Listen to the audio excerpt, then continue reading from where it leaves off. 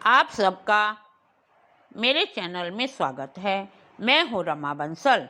आज मैं आपको वैशाख अमावस्या की कथा सुनाऊंगी।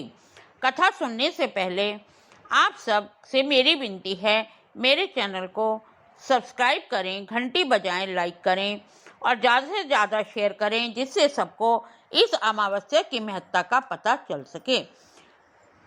चलिए कथा सुनिए। धर्मवर्ण नाम के एक विख्यात ब्राह्मण थे। एक बार उन्होंने मुनियों की टोली में सम्मिलित होकर पुष्कर क्षेत्र की यात्रा की। वहाँ कुछ महर्षि कलयुग की प्रशंसा करते हुए कह रहे थे, सतयुग में विष्णु को संतुष्ट करने वाला पुण्यकर्म 1 वर्ष में फल देता है, त्रेता में 1 महीने में और द्वापर में 15 दिनों में। कलयुग ही एक ऐसा युग है जिसमें भगवान का केवल नाम लेने से ही 10 गुना पुण्य उदय होता है। यह सुनकर नारद जी बोले, हाँ ये तो सत्य है, परंतु कलयुग में अनाचार ही अनाचार है। यह सुनकर धर्मवर्ण ने भूलोक त्यागने का विचार करा और उसने कमंडल हाथ में ले जटाएं बढ़ाकर घर छोड़कर कलयुग के अनाचारी पुरुषों को देखने के लिए वह निकल गया।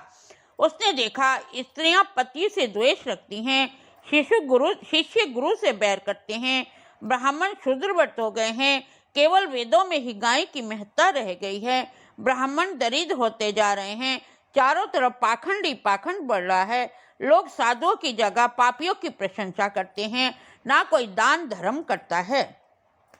यह देखकर वे संसार से विरक्त हो गए और वे दूसरे लोक में चले गए। इस तरह एक लोक से दूसरे लोक में भ्रमण करते हुए सहसा वे पितृलोक चले गए। वहां भी उन्होंने पितरों की ऐसी विलखती आवाज सुनी तो वे धर्मवर्ण ने उन पितरों से पूछा, आप किस कर्म के कारण इस अंधकूप में पड़े हो? पितरों ने कहा, हम श्री वत्स गोत्र वाले हैं। इस पृथ्वी पर अब हमारी कोई संतान न रह गई है जो हमें श्राद्ध और पिंड देकर हमें संतुष्ट करे। हमारे वंश में एक ही चिराग बचा है, वह विरक्त होकर अकेला घूमता फिरता है। तुम पृथ्वी पर जाकर धर्मवर्ण को समझाओ, वे गृहस्थ स्वीकार कर संतान वृद्धि करें और हमारा उद्धार करें। यदि एक ही पुत्र बैसाख मास या कार्तिक मास स्नान करके श्राद्ध और दान करेगा तो हमारी ऊर्ध्व गति हो जाएगी। विष्णु भक्त एक ही पुत्र कुल को उद्धार कर देता है। पितरों की बात सुनकर वह बोला, मैं ही धर्मवर्ण हूँ। मैं नारद की बात सुनकर कि कलयुग में अनाचार ही अनाचार है, मैं डर गया था और मैंने माता पिता का ऋण भी नहीं चुकाया।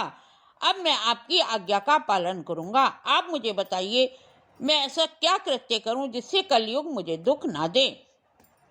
पितरों ने कहा, जो श्री हरि का स्मरण करते हैं, जिनके घर में भगवत गीता जैसा ग्रंथ होता है, जो बैसाख मास के धर्मों का पालन करते हैं, उसे कलयुग कभी दुख नहीं देता। यह सबका उपकार करने वाला मास है। इसकी 30 तिथियां पुण्यदायिनी हैं। इसमें किया गया पुण्य कोटि कोटि गुना हो जाता है। यह सुनकर धर्मवर्ण ने गृहस्थ आश्रम को स्वीकार कर संतान की उत्पत्ति कर वैशाख की अमावस्या को पितरों का श्राद्ध करते हुए जल से भरा घड़ा, पिंड आदि देकर पितरों का उद्धार करा। तब भगवान विष्णु ने उनसे प्रसन्न होकर उसे आशीर्वाद देके कहा, यह अमावस्या तिथि पापनाशनी अमावस्या के नाम से विख्यात होगी।